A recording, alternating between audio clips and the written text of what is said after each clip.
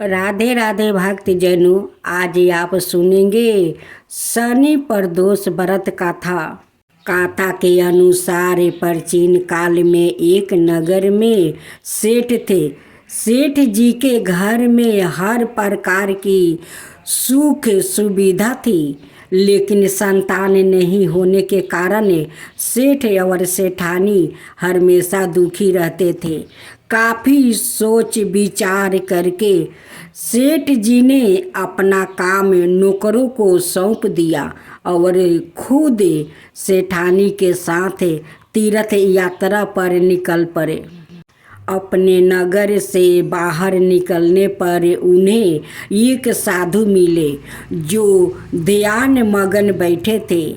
सेठ जी ने सोचा क्यों ना साधु से आशीर्वाद लेकर आगे की यात्रा की जाए। सेठ और सेठानी साधु के निकट बैठ गया। साधु ने जब आंखें खोली तो उन्हें गाता हुआ कि सेठ और सेठानी काफ़ी समय से आशीर्वाद की प्रतीक्षा में बैठे हैं। साधु ने सेठ और सेठानी से कहा कि मैं तुम्हारा दुख जानता हूँ, तुम शनि प्रदोष व्रत करो, इससे तुम्हारे संतान सुख प्राप्ति होगा। साधु ने सेठ सेठानी को प्रदोष व्रत की विधि भी बताई और शंकर भगवान की नियम वंदना बताई।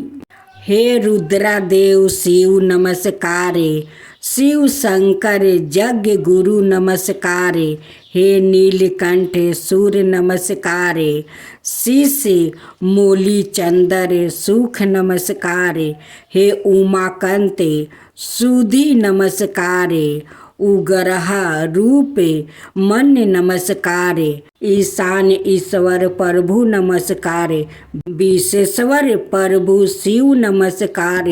दोनों साधु से आशीर्वाद लेकर तीर्थ यात्रा के लिए आगे चल पड़े। तीर्थ यात्रा से लौटने के बाद सेठ और सेठानी ने मिलकर शनि प्रदोष व्रत किया, जिसके प्रभाव से उनके घर एक सुंदर पुत्रा का जन्म हुआ और खुशियाँ से उनका जीवन भर गया। अब सुने शनि देव की व्रत कथा। शनि देव पर तेल चढ़ाया जाता है। इस संबंध में आनंद रामायण में एक कथा का उल्लेख मिलता है। जब भगवान की सेना ने सागर सेतु बांध लिया, तब राक्षस इसे हानि ना पहुंचा सके। उसके लिए पवन सुत हनुमान को उसकी देखभाल की जिम्मेदारी सौंपी गई। जब हनुमान जी शाम के समय अपने इष्ट देव राम के ध्यान में मगन थे, तभी सूर्या पुत्र शनि ने अपना काला करूपा चेहरा बनाकर क्रोधपूर्ण कहा, हे बानर, मैं देवताओं में शक्तिशाली शनि हूँ। सुना है तुम बहुत बलशाली हो। आँखों खोलो और मेरे साथ युद्ध करो। मैं तुमसे युद्ध करना चाहता हूँ। इस पर हनुमान ने विनम्रता पूर्वक कहा, इस समय मैं अपने प्रभु को याद कर रहा हूँ। आप मेरी पूजा में विघ्न मत डालिए। आप मेरे आदरणीय हैं। कृपा करके आप यहाँ से चले जाए। जब शनि देव लड़ने पर उतर आए तो हनुमान जी ने अपनी पोछ में लपेटना शुरू कर दिया, फिर उन्हें कसना आरंभ कर दिया। जोर लगाने पर भी शनि उस बंधन से मुक्ति ना होकर पीड़ा से व्याकुल होने लगा। हनुमान ने फिर सेतु की परिक्रमा कर शनि के घमंड को तोड़ने के लिए पत्थरों पर पोच को झटका दे दे कर पटकना शुरू कर दिया। इससे शनि का शरीर लहूलुहान हो गया, जिससे उनकी पीड़ा बढ़ती गई। तब शनिदेव ने हनुमान जी से प्रार्थना की कि मुझे बंधन से मुक्ति कर दीजिए। मैं अपने अपराध की सजा पा चुका हूँ, फिर मुझसे ऐसी गलती नहीं होगी। इस पर हनुमान जी बोले, मैं तुम्हें तभी छोड़ूंगा जब तुम मुझे वचन दोगे कि श्री राम के भक्त को कभी परेशान नहीं करोगे। यदि तुमने ऐसा किया तो मैं तुम्हें कठोर दंड दूंगा।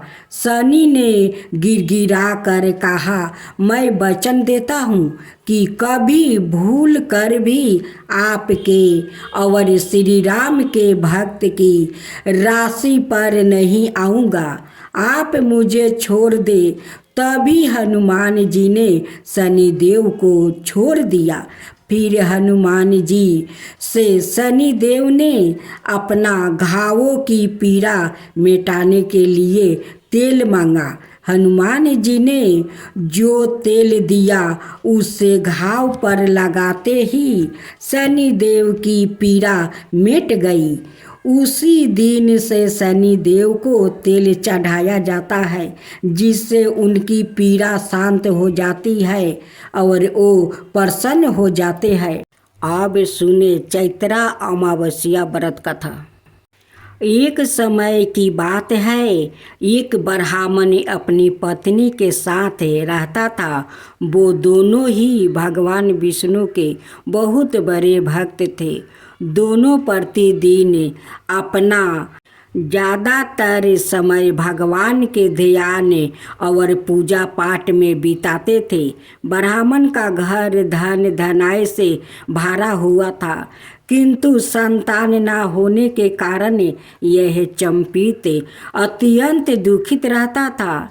एक दिन ब्राह्मण ने अपनी पत्नी से कहा कि मैं तपस्या करने के लिए वन में जा रहा हूँ।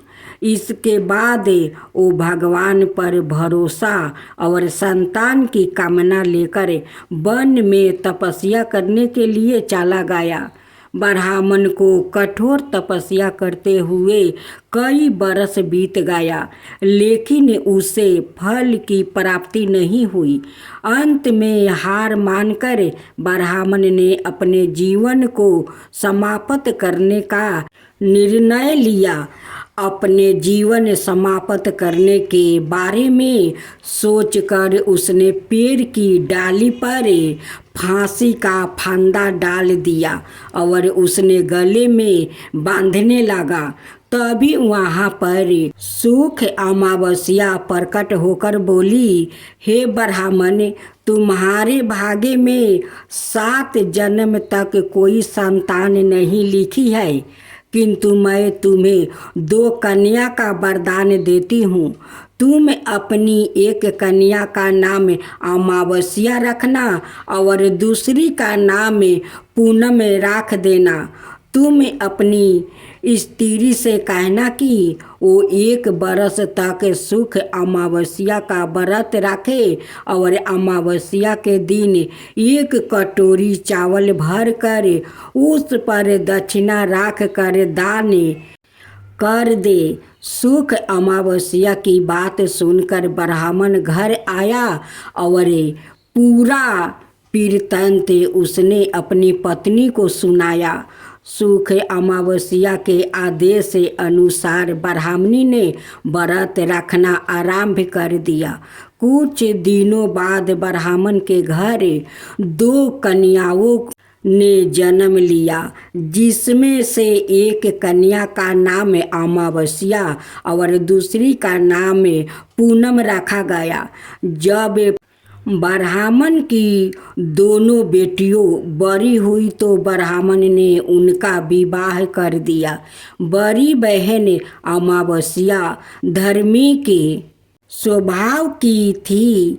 वो काफ़ी समय भगवान की पूजा और धर्म कर्म में व्यतीत करती थी। इसके विपरीत पूनम भगवान को बिल्कुल भी नहीं मानती थी। बड़ी बहन अमावस्या के घर में सुख समृद्धि का भंडार था, पर छोटी बहन का घर में दरिद्रता छाई थी। जब बड़ी बहन अमावस्या को अपनी छोटी बहन पूनम के बारे में पता चला कि वो बहुत दुखी है, तब अमावस्या अपनी बहन के लिए ढेर सारा सामान लेकर उससे मिलने गई। छोटी बहन के घर पहुंचकर अमावस्या ने उसे 1 बरस तक सुख अमावस्या का व्रत करने की सलाह दी। साथ ही अमावस्या ने व्रत को विधि पूर्वक करने के बारे में पूनम को बताते हुए यह भी कहा कि तुम 1 बरस तक सुख अमावस्या का व्रत करना और 1 कटोरे में चावल भर कर उसे दान कर देना। ऐसा करने से तुम्हारे सभी कष्ट दूर हो जाएंगे और घर में सुख समृद्धि आएगी। पूनम ने अपनी बहन की बात को मानते हुए बिल्कुल ऐसा ही किया, जिसके बाद 1 साल के भीतर पूनम का घर धन धनाई से भर गया और उसके घर एक बेटे ने जन्म लिया। तब से पूनम अमावस्या की व्रत करने लगी। अब सुने पितृ पक्ष की पौराणिक कथा के अनुसार जोग और भोग 2 भाई थे। दोनों अलग अलग रहते थे। जोग धनी था और भोग निर्धन। दोनों में परस्पर बड़ा प्रेम था। जोग की पत्नी को धन का अभिमान था, किंतु भोग की पत्नी बड़ी सरल हृदय थी। पितृ पक्ष आने पर जोग की पत्नी ने उसे पितरों का श्राद्ध करने के लिए कहा, तो जोग इसे व्यर्थ का कार्य समझकर टालने की चेष्टा करने लगा, किंतु उसकी पत्नी समझती थी कि यदि ऐसा नहीं करेंगे तो लोग बातें बनाएंगे, फिर उसे अपने महके वालों को दावत पर बुलाने और अपनी शान दिखाने का यह उचित अवसर लगा। तब वो बोली, आप शायद मेरी परेशानी की वजह से ऐसा कह रहे हैं, किंतु इसमें मुझे कोई परेशानी नहीं होगी। मैं भोग की पत्नी को बुला लूँगी, दोनों मिलकर सारा काम कर लेंगी। फिर उसने जोग को अपने पीहर न्योता देने के लिए भेज दिया। दूसरे दिन उसके बुलाने पर भोग की पत्नी सुबह सवेरे आकर काम में जुट गई। उसने रसोई तैयार की, अनेक पकवान बनाई, फिर सभी काम निपटा कर अपने घर आ गई। आखिर उसे भी तो पितरों का श्राद्ध तर्पण करना था। इस अवसर पर ना जोग की पत्नी ने उसे रोका और ना वो रुकी। शीघ्र ही दोपहर हो गई। पितरों भूमि पर उतरे। जोग भोग के पितरों पहले जोग के यहाँ गया तो क्या देखता है कि उसके ससुराल वाले वहाँ भोजन पर जुटे हुए हैं। निराश होकर वो भोग के यहाँ गया। वहाँ क्या था, मात्रा पितरों के नाम पर अग्यारी दे दी गई थी। पितरों ने उसकी राख चाटी और भूखे ही नदी के तट पर जा पहुँचे। थोड़ी देर में सारे पितरों इकट्ठा हो गया और अपने अपने यहाँ के श्राद्धों की बड़ाई करने लगे। जोग भोग के पितरों ने भी अपनी आप पीती सुनाई। फिर वो सोचने लगा, अगर भोग का समर्थ होता तो शायद उन्हें भूखा ना रहना पड़ता, मगर भोग के घर में तो 2 जून की रोटी भी खाने को नहीं थी। यही सब सोचकर उन्हें भोग पर दया आ गई। अचानक वो नाच नाच कर गाने लगे, भोग के घर धन्य हो जाए, भोग के घर धन्य हो जाए। सांझ होने को हुई, भोग के बच्चों को कुछ भी खाने को नहीं मिला था। उन्होंने माँ से कहा, भूख लगी है माँ। तब उन्हें टालने की कोशिश की। भोग की पत्नी ने कहा, जाओ, आंगन में हंडी औंधी रखी है, उसे जाकर खोल लो और जो कुछ मिले बांट कर खा लेना। बच्चे वहाँ पहुँचे तो क्या देखते हैं कि हंडी मोहर से भरी पड़ी है। वो दौड़े दौड़े माँ के पास पहुँचे और उसे सारी बात बताई। आंगन में आकर भोग की पत्नी ने यह सब कुछ देखा तो वो भी हैरान रह गई। इस प्रकार भोग भी धनी हो गया, मगर धन पाकर वो घमंडी नहीं हुआ।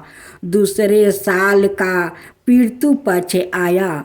श्राद्ध के दिन भोग की स्त्री ने 56 प्रकार के भोजन बनाई। ब्राह्मणों को बुलाकर श्राद्ध किया, भोजन करवाया, दक्षिणा दी। जेठ जेठानी को सोने चांदी के बर्तनों में भोजन करवाया।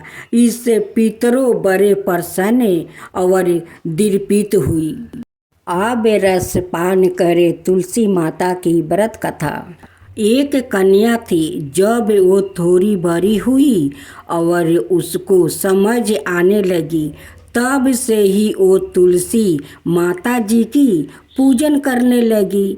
उसके पति दिन का नियम था कि तुलसी माता जी का पूजन करने के बाद ही वो खाना खाती थी। जब वो कन्या शादी के लायक हुई, तब उसके माता पिता ने उसकी शादी करवा दी। कन्या को उसके माता पिता ने दहेज में भी एक तुलसी का गमला दिया। ससुराल में वो प्रतिदिन सवेरे उठते ही पूजा करती, फिर उसके बाद ही खाना खाने बैठती थी। उसकी 2 जेठानियाँ थी। वो दोनों उसका मजाक उड़ाती थी कि बड़ी नियम धर्म वाली बनती है। उन दोनों को उससे बहुत ईर्ष्या होती थी, इसलिए वो दोनों तुलसी जी का गमला छुपा देती थी और वो कन्या बड़ी मुश्किल से गमला ढूंढ कर वो लाती थी। अच्छे से पूजा करती और फिर खाना खाती। वो गमला ढूंढ कर ले आती तो एक दिन तो उसकी जेठानिया ने जानते हैं क्या किया कि गमला ही दूर फेंक दिया। कन्या ने खूब ढूंढा पर उसे गमला नहीं मिला। वो बहुत ही परेशान हो गई। उस दिन तो उसने खाना भी नहीं खाया। उसका नियम जो था, उस कन्या की सच्ची भक्ति देखकर तुलसी माता उससे बहुत प्रसन्न हो गई और उसके कमरे में तुलसी माता का गमला प्रकट हो गया। अगले दिन सुबह जब वो उठी तो क्या देखती है कि उसके खाट के चारों कोने पर तुलसी माता का गमला आ गया है। ये देख कर वो तो बहुत प्रसन्न हो गई कि अब मेरी तुलसी माता को कोई चुरा नहीं सकेगा। पूजन करने के लिए भी कहीं और जाना नहीं पड़ेगा और कोई मेरी तुलसी माता को फेंक भी नहीं सकेगा। वो तो जल्दी से उठ कर स्नान करती है और तुलसी माता की पूजन कर लेती है। जब वो खाना खाने बैठी थी तो उसकी जेठनिया मजाक करने लगी कि लो देवरानी का नियम धर्म पूरा हो गया।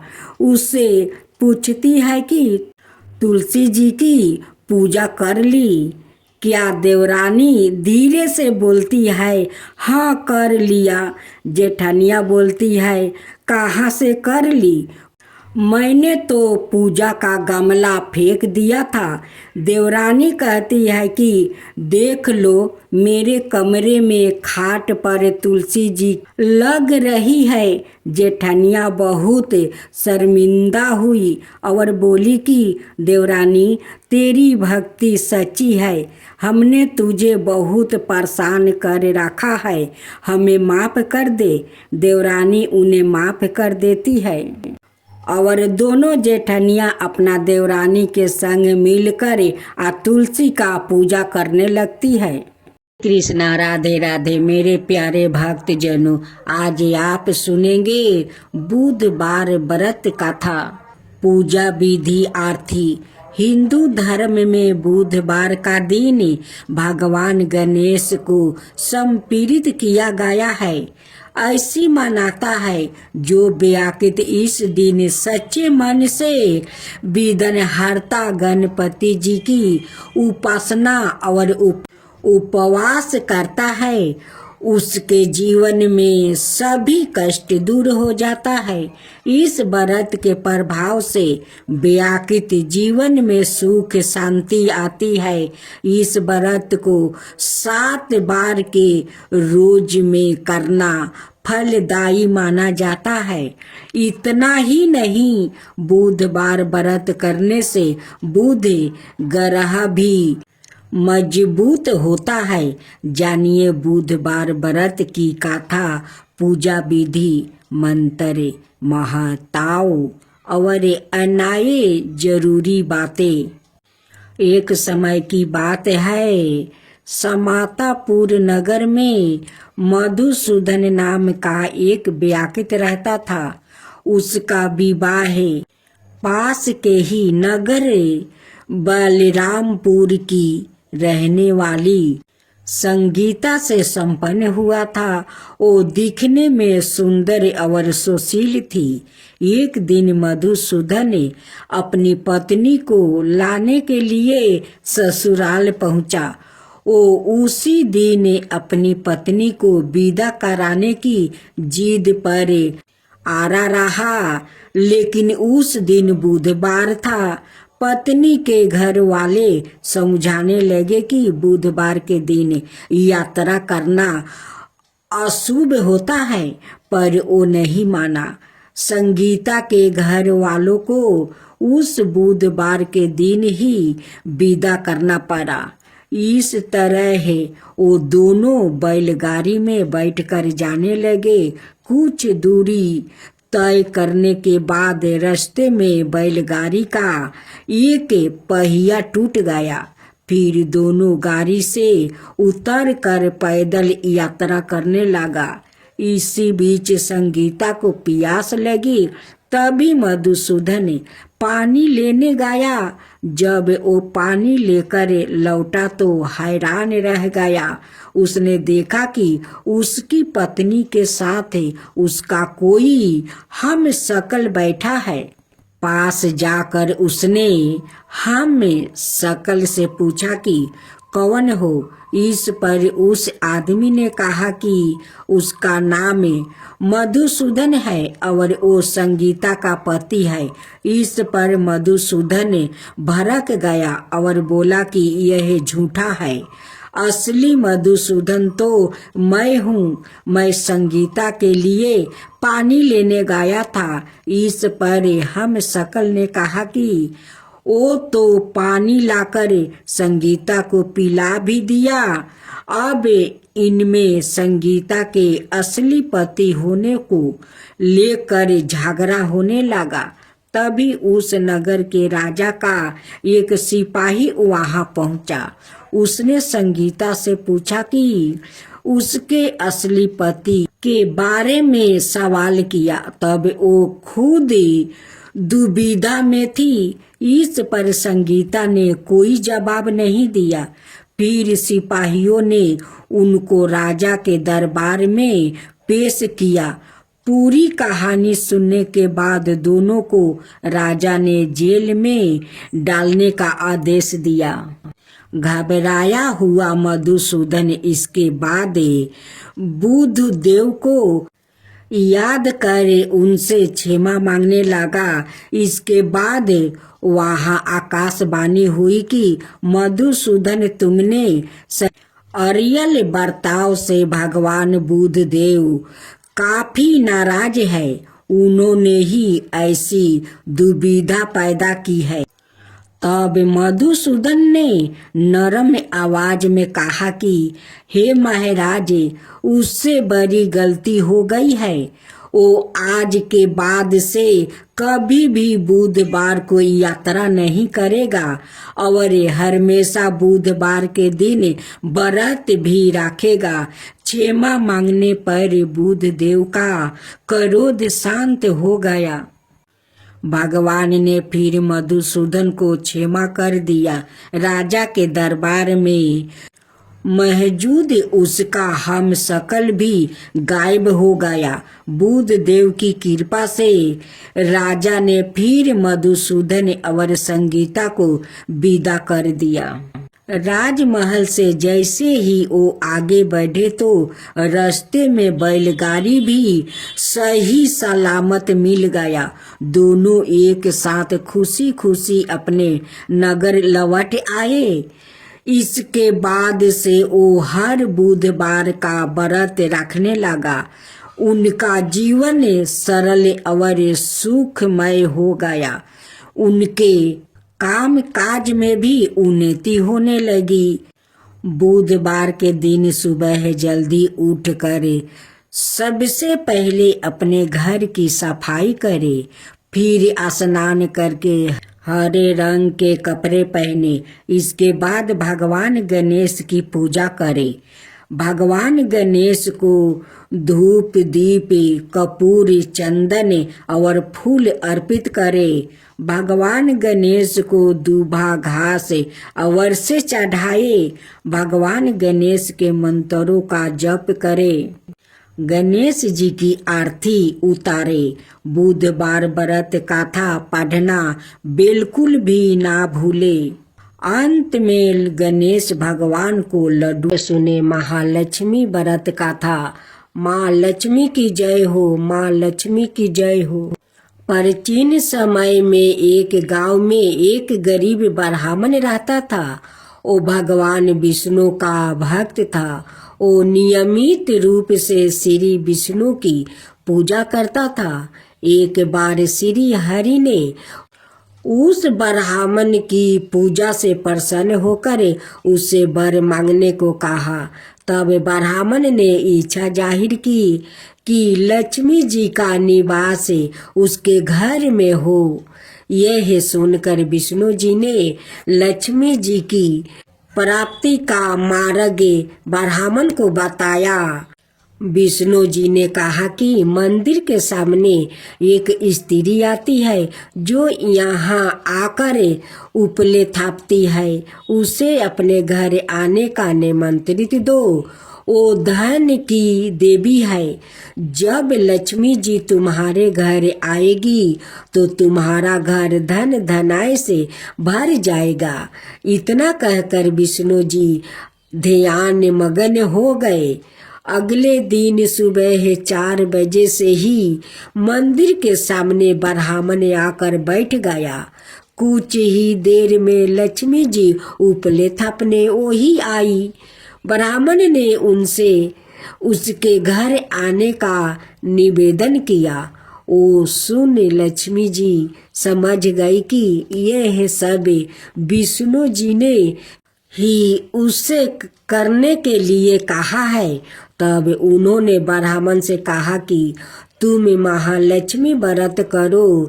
यह व्रत 16 दिन तक व्रत करने और 16वां दिन रात को चंद्रमा को अर्घ देने के बाद ही तुम्हारा मनोरथ पूरा होगा। इसके बाद लक्ष्मी जी की पूजा कर ब्राह्मण ने देवी को उत्तर दिशा की ओर मुख करके पुकारा। उसकी तपस्या से प्रसन्न होकर माल अपना वचन पूरा किया। तब से ही यह व्रत पूरी श्रद्धा किया जाता है। ऐसा करने से व्याकुतों को माँ का आशीर्वाद प्राप्ति होता है। महालक्ष्मी व्रत का महत्व। हिंदू धर्म में महालक्ष्मी व्रत पूरे 16 दिनों तक रखा जाता है। हालांकि यह निर्जला व्रत नहीं होता है, लेकिन अन्न ग्रहण करने की मनाही होती है। आप इस व्रत में फलाहार कर सकते हैं। 16वां दिन व्रत का उद्यापन किया जाता है। यदि आप 16 दिन तक महालक्ष्मी व्रत करने में असमर्थ है तो शुरुआत के 3 यह आखिरी के 3 व्रत रख सकते हैं। इससे लोग की सभी मनोकामनाएं जल्दी ही पूरी होती है और घर में सुख समृद्धि का वास होता है।